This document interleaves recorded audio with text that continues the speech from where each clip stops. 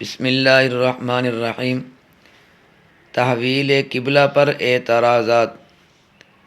جس وقت قبلے کی تبدیلی کا حکم ہوا تو یہود و نصارہ اور مشرکین نے پروپیگنڈا شروع کر دیا، تو مشرکین کہنے لگے کہ اس کو اب اپنی غلطی کا احساس ہو گیا ہے۔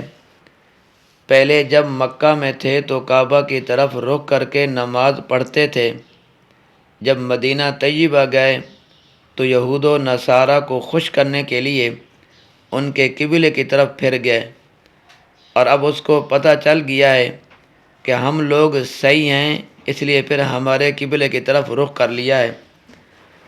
اور یہود و نصارہ نے یوں پروپیگنڈا کیا کہ اگر وہ قبلہ صحیح تھا تو پھر اس کو چھوڑا کیوں، اور اگر غلط تھا تو پھر اس کی طرف رخ کر کے نمازیں کیوں پڑھی۔ ان کے پروپیگنڈا سے پہلے اللہ تعالیٰ نے یہ آیات نازل فرمایا سیقول السفہاء، ان قریب کہہ دیں گے بے وقوف، من الناس لوگوں میں سے، اس لیے کہ جو رب تعالیٰ کے حکم اور ارشاد پر تنقید کریں وہ بے وقوف ہی ہو سکتے ہیں، اور کون ہو سکتا ہے؟ وہ کہیں گے ما ولاہم، کس چیز نے ان مسلمانوں کو پھیرا، ان قبلتہم التی، ان کے قبلہ سے، وہ قبلہ کانوا علیہ، جس کی طرف وہ رخ کر کے نماز پڑھتے تھے۔ ان کو کس نے حکم دیا ہے کہ مسجد اقصیٰ سے رخ ہٹا کر دوسری طرف پھر جائیں؟ فرمایا تم ان کو یہی جواب دو، قل، آپ کہہ دیں، للہ المشرق والمغرب، اللہ تعالیٰ ہی کے لیے ہے مشرق اور مغرب، ہم تو رب تعالیٰ کے حکم کے پابند ہیں۔ تو رب تعالیٰ نے ہمیں حکم دیا تھا کہ کعبۃ اللہ کی طرف رخ کر کے نمازیں پڑھنے کا، تو ہم اس کی طرف چہرہ کر کے نمازیں پڑھتے رہے۔ جب مدینہ طیبہ آئے تو ہمیں حکم ہوا کہ مسجد اقصیٰ کی طرف چہرہ کر کے نماز پڑھو، ہم نے چہرہ مسجد اقصیٰ کی طرف کر لیا۔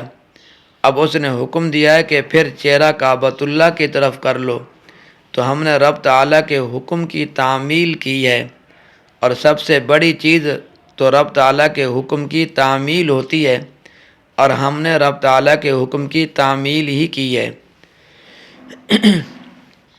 یہدی من یشاء، اللہ تعالیٰ ہدایت دیتا ہے جس کو چاہتا ہے، الی صراط مستقیم، صراط مستقیم کی، مگر ہدایت دیتا کس کو ہے؟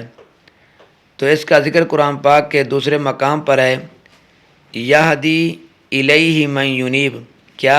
یہدی الیہ من ینیب، جو رب تعالیٰ کی طرف رجوع کرتا ہے تو رب تعالیٰ اس کو ہدایت دیتا ہے۔ زبردستی نہ تو کسی کو کافر بناتا ہے اور نہ کسی کو مسلمان۔ فلما زاغوا ازاغ اللہ قلوبہم، پر جب وہ پھر گئے تو اللہ تعالیٰ نے ان کے دلوں کو پھیر دیا۔ جب کوئی غلط راستے پر چل پڑتا ہے تو اللہ تعالیٰ اس کو اسی طرف چلا دیتے ہیں، اور ہدایت رب تعالیٰ اس کو دیتا ہے۔ من انابا کے لفظ بھی قرآن پاک میں ہیں، جس نے رب تعالیٰ کی طرف رجوع کیا، اور من ینیب کے لفظ بھی قرآن پاک میں ہیں کہ جو رب کی طرف رجوع کرتا ہے تو رب تعالیٰ اس کو ہدایت دیتا ہے۔ اسی طرح آگے فرمایا وَكَذَلِكَ جَعَلْنَاكُمْ، اور اسی طرح ہم نے بنایا تمہیں اُمَّةً وَسَطًا، امت اعتدال والی، جس طرح ہم نے تمہارا قبلہ سب سے بہتر قبلہ بنایا ہے، تو اسی طرح ہم نے تمہیں تمام امتوں میں سے بہتر امت بنایا ہے۔ تو واسطہ کے معنی تو اعتدال والی، یعنی امت عدالت والی امت۔ لِتَكُونُوا شُهَدَاءَ عَلَى النَّاسِ، تاکہ تم لوگوں پر گواہ بن جاؤ، وَيَكُونَ الرَّسُولُ عَلَيْكُمْ شَهِيدًا، اور رسول اللہ صلی اللہ علیہ وسلم تم پر گواہ بن جائیں۔ تو رسول کے گواہ ہونے کا مطلب بعض نادانوں نے اس آیات کریمہ کو حضرت صلی اللہ علیہ وسلم کے حاضر ناظر ہونے پر دلیل بنایا ہے۔ یہ بڑی غلطی ہے۔ قرآن کریم اور احادیث مبارکہ اور فقہ اور تاریخ اسلامی کی روشنی میں ثابت کیا ہے کہ یہ عقیدہ رکھنا کہ حضرت صلی اللہ علیہ وسلم یا اور کوئی پیغمبر یا ولی یا کوئی شہید ہر جگہ حاضر ناظر ہوتا ہے، یہ کفر ہے۔ آپ لوگ تو اس آیات کی تفسیر سے شاہدن کا معنی گواہ اور مفہوم جو حضرات لیتے ہیں حاضر ناظر کا نکالنا، یہ بالکل غلط ہے۔ تو اس کی تشریح خود حضرت صلی اللہ علیہ وسلم نے یہ فرمائی ہے۔ بخاری شریف اور دیگر احادیث کی کتابوں میں یہ حدیث موجود ہے کہ قیامت کا دن ہوگا تو اللہ تعالیٰ پیغمبروں کو اور ان کی امتوں کو فیصلے کے لیے اپنی عدالت میں طلب فرمائیں گے۔ مثلا اللہ تعالیٰ نوح علیہ السلام کے بارے میں فرشتوں سے فرمائیں گے کہ آواز دو کہ نوح علیہ السلام اور ان کی قوم آ جائے، تو اللہ تعالیٰ کی سچی عدالت میں نوح علیہ السلام حاضر ہو جائیں گے اور ان کی قوم بھی حاضر ہوگی۔ تو اللہ تعالیٰ حضرت نوح علیہ السلام سے سوال کریں گے، حل بلغتا، کیا حل بلغتا قومک، میں نے تجھے نبی بنا کر بھیجا تھا تو کیا تو نے قوم کو تبلیغ کی تھی؟ تو حضرت نوح علیہ السلام مثلا فرمائیں گے کہ میں نے تبلیغ کی ہے۔ تو اللہ تعالیٰ لوگوں سے سوال کریں گے کہ نوح علیہ السلام کہتے ہیں کہ میں نے تبلیغ کی ہے، تو کیا واقعی انہوں نے تمہیں تبلیغ کی تھی؟ تو وہ ان کی قوم کہے گی کہ یہ ہمارے پاس کب آئے، ہمیں تو انہوں نے کوئی تبلیغ نہیں کی۔ تو اللہ تعالیٰ فرمائیں گے من یشہد لک، من یشہد لک، اے نوح علیہ السلام آپ کا گواہ کون ہے؟ اور مسئلہ یہ ہے کہ جو شخص کسی چیز کا دعویٰ کرے اس کے ذمہ ہوتا ہے کہ وہ گواہ پیش کرے، اور اگر مدعی گواہ پیش نہ کر سکے تو پھر مدعا علیہ سے قسم لی جاتی ہے۔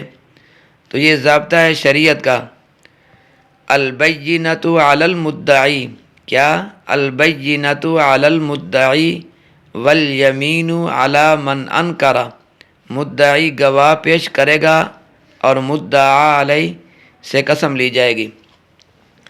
جب رب تعالیٰ نوح علیہ السلام سے فرمائیں گے من یشہد لک، آپ کا گواہ کون ہے؟ تو حضرت نوح علیہ السلام فرمائیں گے محمد صلی اللہ علیہ وسلم اور امتہ، میرے گواہ محمد صلی اللہ علیہ وسلم اور آپ صلی اللہ علیہ وسلم کی امت ہے۔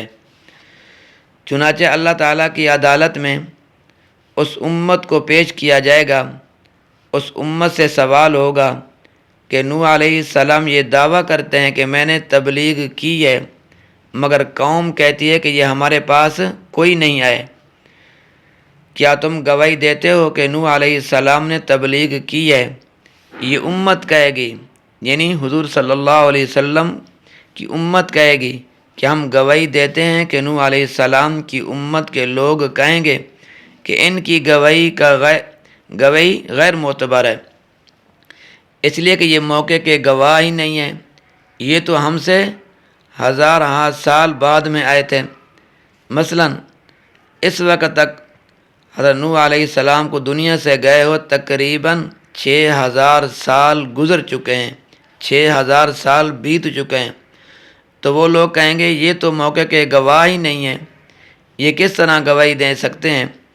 تو اللہ تبارک و تعالیٰ اس امت سے سوال کریں گے کہ دیکھو یہ دوسرا فریق کہتا ہے یہ عینی گواہ نہیں ہے، ان کی گواہی کا اعتبار نہیں ہونا چاہیے۔ تو اس وقت یہ امت کہے گی اے پروردگار ان کی یہ بات ٹھیک ہے، لیکن اے پروردگار اگر تو سچا ہے اور یقیناً سچا ہے اور حضرت محمد صلی اللہ علیہ وسلم اگر سچے ہیں اور یقیناً سچے ہیں تو پھر ہماری گواہی بھی سچی ہے، ہم نے تیری کتاب یعنی قرآن کریم میں پڑھا ہے، لقد ارسلنا نوحا الی قومی فقال یا قوم اعبدوا اللہ ما لکم من الہ غیرہ، البتہ تحقیق ہم نے نوح علیہ السلام کو ان کی قوم کی طرف بھیجا، اور نوح علیہ السلام نے قوم سے کہا کہ اے میری قوم، اللہ تعالیٰ کے بغیر کسی کی عبادت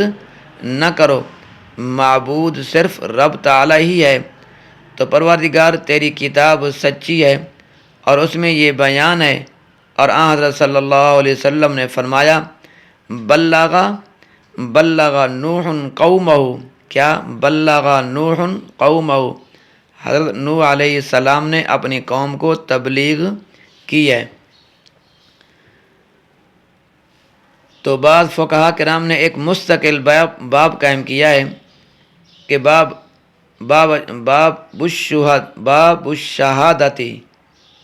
الشہادتی علی